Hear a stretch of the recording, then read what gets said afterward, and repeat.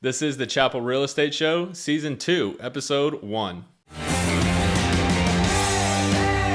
Welcome to the Chappell Real Estate Show, your source for the latest real estate information so you can buy, sell, and invest with the best in Texas.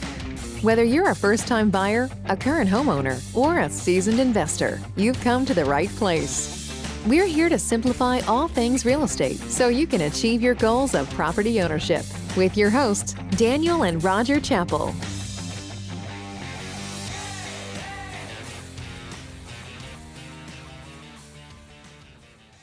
What's up, listeners, and thank you guys for tuning into the Chappell Real Estate Show, your source for the latest real estate information so that you can learn how to buy, sell, and invest with the best in Texas. I'm your host, Daniel Chappell, joined by my co-host, Roger Chappell today, and we just want to wish you a happy new year from the Chappell Realty Group. This is going to be our first episode for the year of 2022, so woo! We're excited to be here with you guys. So Dad, why don't you tell our listeners hello? Hey guys, I hope everybody's doing well. I hope your holidays went fantastic, and we are ready for 2022 here at the Chappell Realty Group. Yes, we sure are. So I don't know about you guys, but I know I kicked my 2022 off by closing on a deal with one of my clients. I set a lot of goals for the year, both in my my real estate business and in my business with Chipotle. So started the year off with a lot of goal setting, and I know my wife and I even talked about what we wanted to do with some of the equity that we've built up in our home and some of the extra money that we're earning from all these different sources of income that we have. So one of the things that we wanted to bring to you guys to start the year off is what can you do with the equity that you have in your home so that you can invest in other maybe real estate or other types of investments. And this is something that my parents, both Roger and Lorena, are very, very knowledgeable in. From personal experience, they've had a lot of experience using their equity to make other investments into Smoothie King, investments into other types of real estate. So, Dad, I'm going to turn it over to you, and let's give our listeners a brief overview of what we're going to be talking about today. Well, I'd like to start off with the Chappell chunk today. So I know normally we try to give an overview and then jump into the Chappell chunk, but today's Chappell chunk I feel like I need to get right up front. And that is, investing is always a good idea, especially with today's economy. And your best hedge against inflation is real estate purchases. So I want to make sure that people understand that if you have equity in a home or in some sort of a property, you can actually use that equity to take advantage of the inflation, believe it or not. So just something to think about. So today's Chappell chunk, take advantage of your equity and invest in real estate for your best hedge against inflation. Yeah, that's great advice. And, I wish I could remember where I heard this, probably somewhere on maybe Instagram or TikTok or something like that. But if you have cash and inflation rises, if they double the amount of money that's in circulation, your cash is now worth half, but your assets are worth double. So that is a huge distinction to keep in mind when it comes to inflation. And that is exactly why real estate is the best hedge against inflation. So like you mentioned before, Daniel, today's episode literally is just going to be an overview, and I'm going to give some specific examples. Earlier this week, I had a phone call, a very, very nice conversation with some clients of mine that I've been working with for a couple of years, and they were asking a lot of questions about investing and in particular real estate, but not just real estate. They also asked me questions about some other investments. And of course, your mom and I are involved in a number of different types of investments. You already mentioned the Smoothie King. I have another consulting firm. And then we also have our investments with various IRA accounts and things of that nature. So with all of that said, we have a very diverse investment portfolio. So with that, I actually have quite a bit of information, but I also want people to understand too that I am not a financial advisor, so I am not going to actually give anyone true advice on their finances.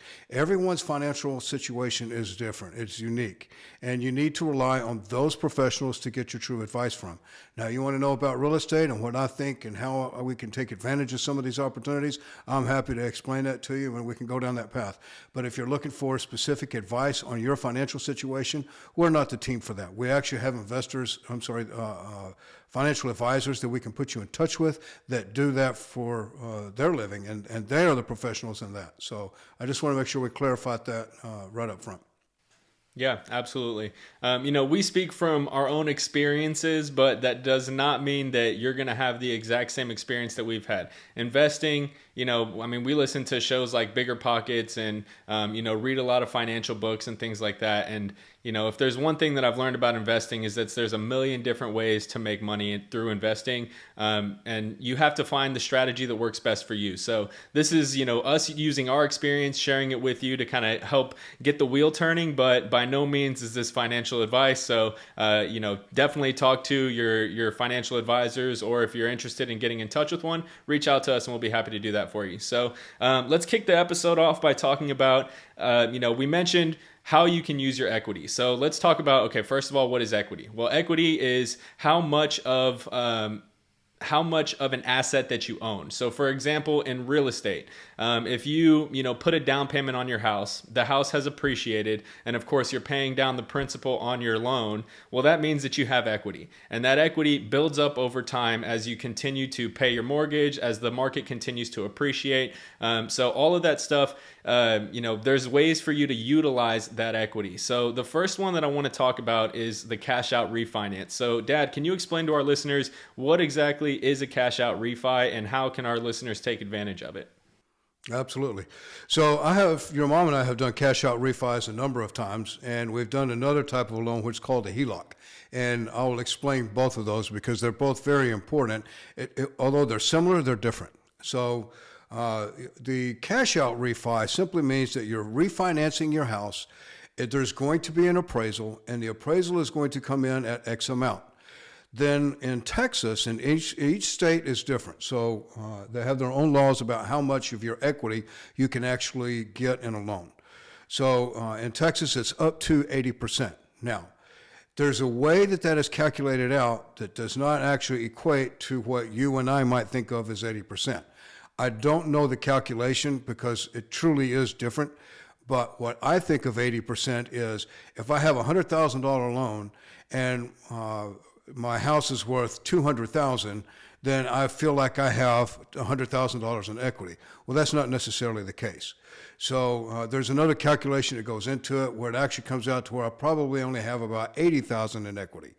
Well, then that $80,000 is what's used to calculate the other 80% that I might be able to get for my loan. Now, you also have to qualify for the loan. You can't just automatically assume that because you have equity in your home that you can use that equity. That's not necessarily true. You actually have to qualify for that loan. But remember, what they're going to do is they're going to pay your house off, and then they're going to give you the amount of what your house is worth, 80% of what your house might be worth in today's market. So there's going to be another appraisal on your home.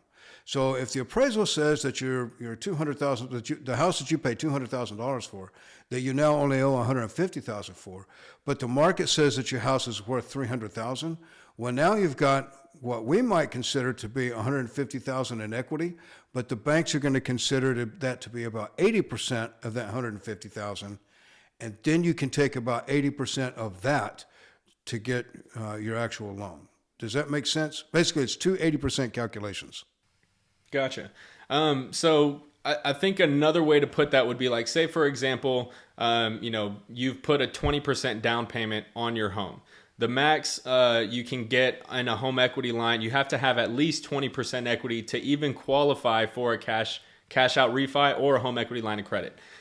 So that 20%, just because you put 20% down, that does not mean that you can borrow against that equity. You don't have enough equity to be able to borrow against that asset. So you have to have paid down more principal. The market has to have appreciated a little bit more in order for you to have enough equity to pull out of that home. Does that make sense?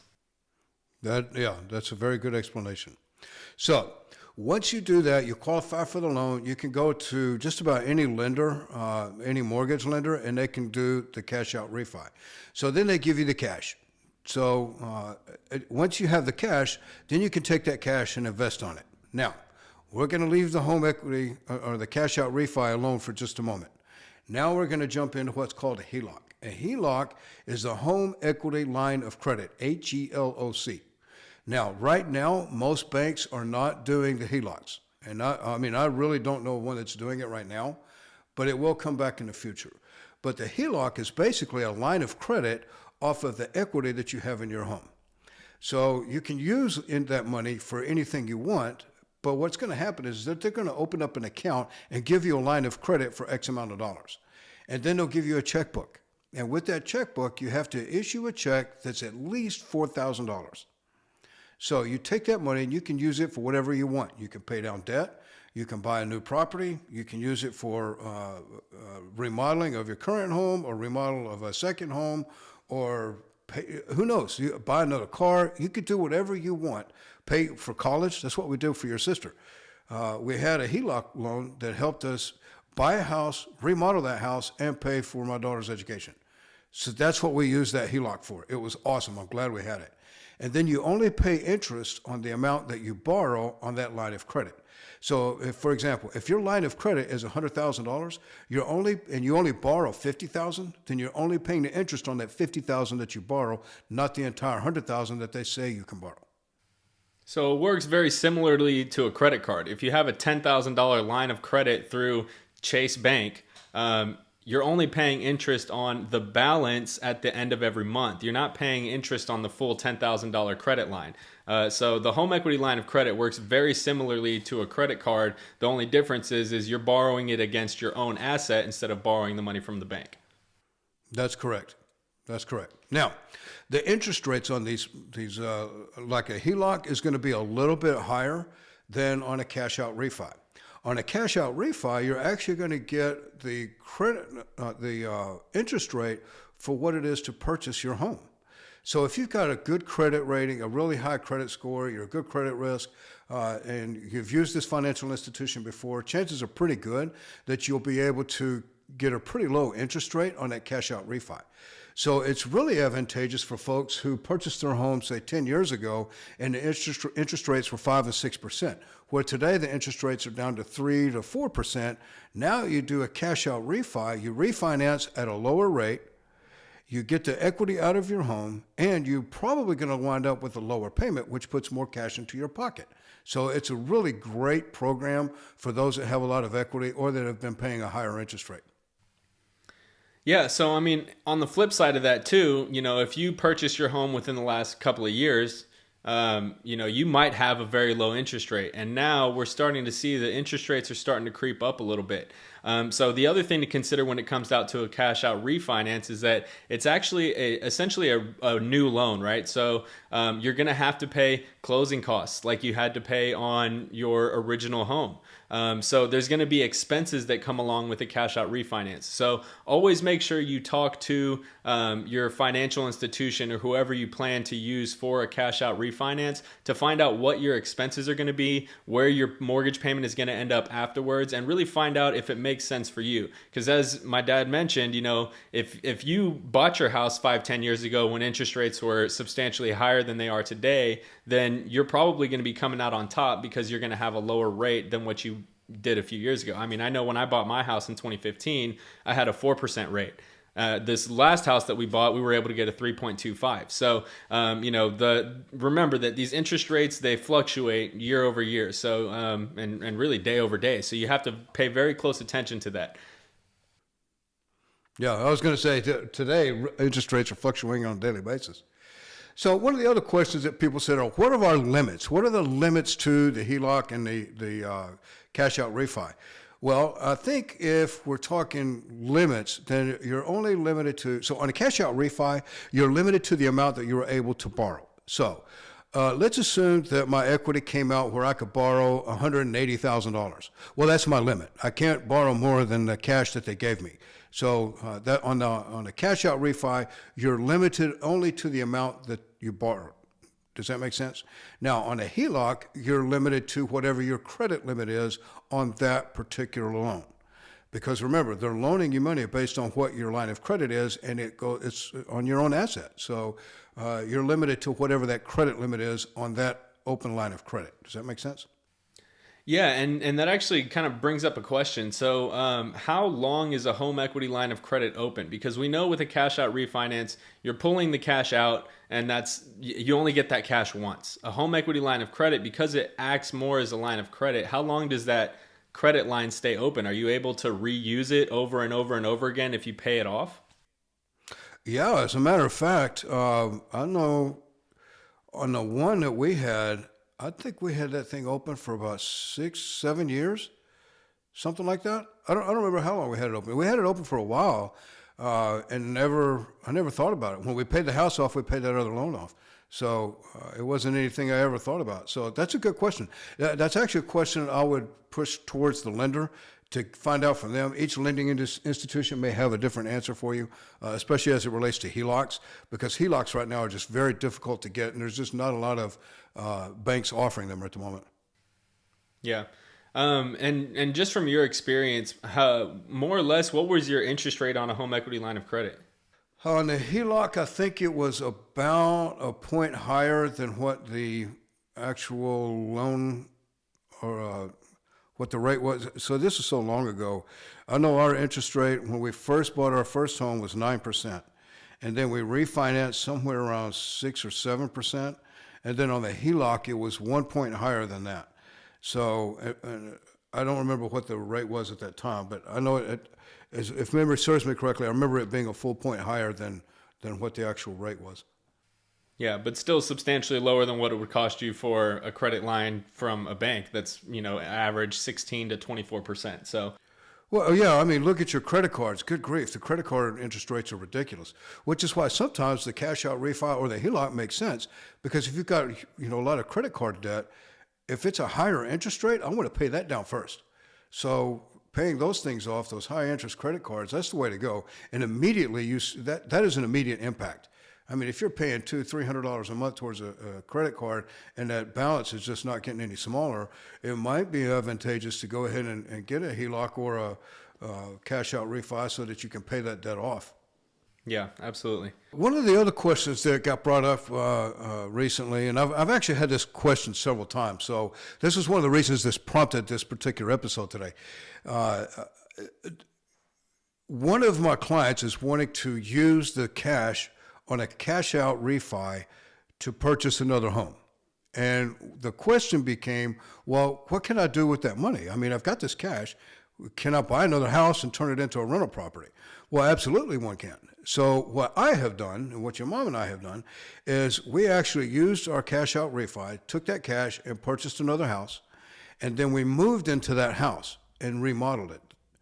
And the reason we remodeled it while we were living there is, number one, we got a lower interest rate because that was going to be a primary residence for us. And then with the remodel expenses, because we're using the cash on the cash, or actually this is the HELOC that we did the HELOC. This is on the house on 31st. So because we had the HELOC, we were able to use that to pay for the renovations that we were doing, which was a lot cheaper than us financing a lot of that through a bank, because we thought about getting a construction loan.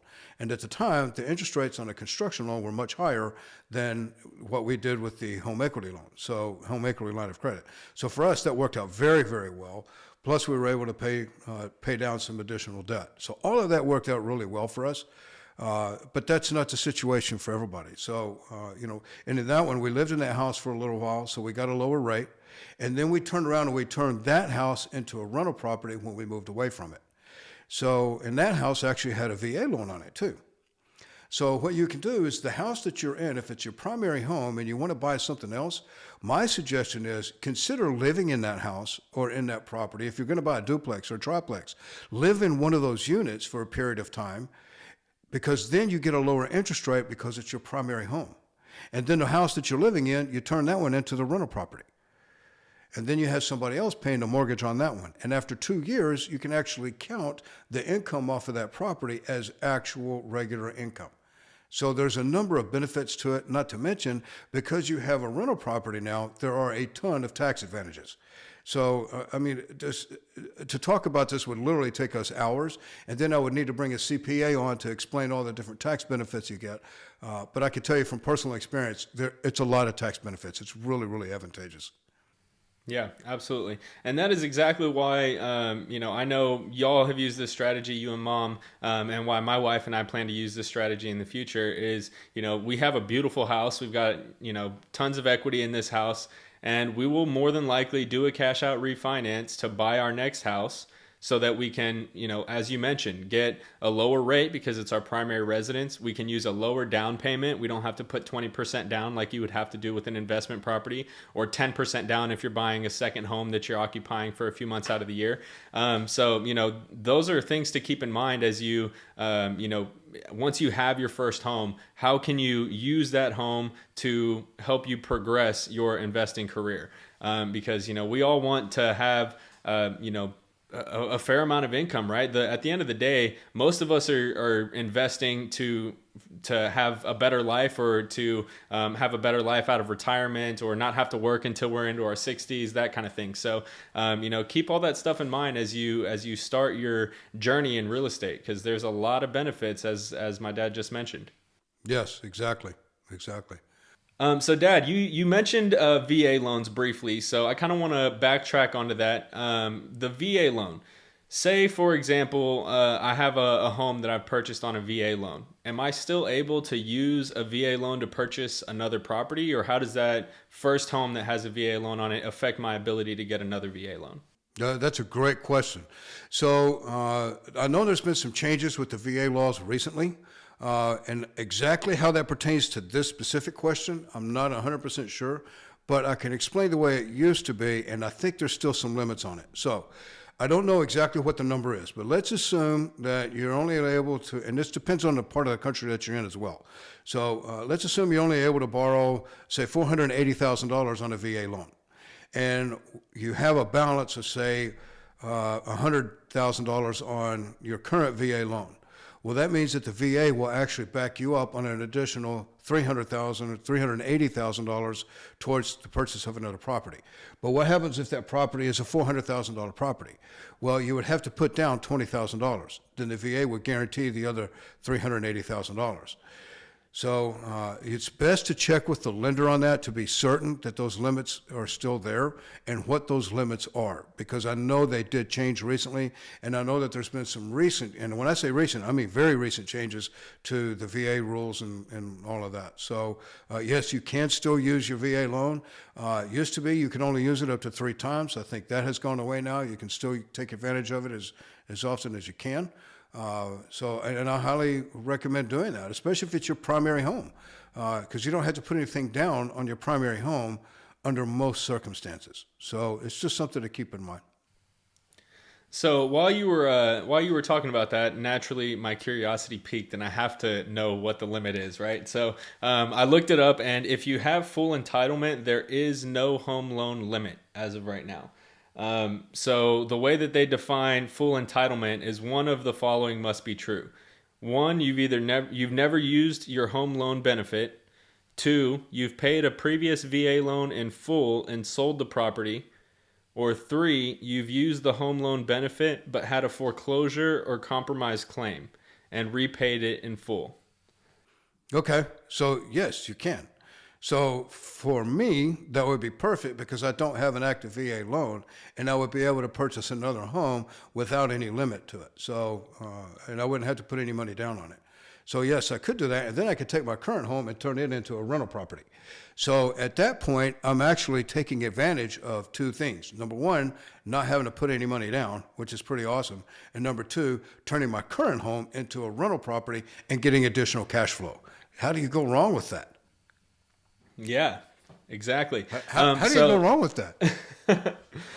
So I will say too, as you mentioned, it depends on where you live if there is a VA loan limit. So if you have remaining entitlement, so meaning you still have an active VA loan that has not been paid in full, then there's going to be a limit, and it's based on the county in which you reside. So that's something that you'd have to get with your local lender and determine what that loan limit is. But from what I'm understanding, you can still get a second VA loan, just you have to meet certain requirements and you have to be under that local limit. So, right. All right. So moving into the next question that we had come up, because we have a couple of clients that we've worked with who help to co-sign on their children's loan. So, and I believe this was the same client who was asking you the questions about the investments, right? Correct. So the question was, what if I'm a co-signer on my children's loan? how does that affect my ability to obtain another loan for an investment or for another primary residence? So that always goes back to the original qualifications for a loan. So that's going to be up to the mortgage lender that one chooses, and follow their protocol with that. So they're going to have an outline. So there's federal outlines and then or federal guidelines on loans, and there's debt to income ratios and all those kinds of things. All of that still has to apply when you're buying an investment property. So in this particular instance, because this gentleman is a co-signer on his son's loan, that it does have an impact, a negative impact, on his ability to be able to qualify for a loan. That doesn't mean that he can't qualify for one. It just means that now that is calculated into his debt to income ratio, and it does show as a debt on his side because he is a co-signer for a loan. So if you've got something like that going on, it might be best to wait until you can get your name off of that loan. And there's a number of ways that can happen. It's just one of those things that you're going to have to wait for. Yeah, that makes sense. And that's in most instances. That doesn't mean everybody has to wait. There are some people that can qualify because of their income and their low debt and things like that, where this doesn't really affect them at all. But again, that is a question that is meant more for a mortgage lender than anybody else. Great. Yeah. Well, thank you for clearing that up. So, do we have anything else to cover as far as the topics we've discussed so far? Because we have one other question that I want to ask to kind of wrap up the episode today. But have we covered everything regarding the home equity lines of credit?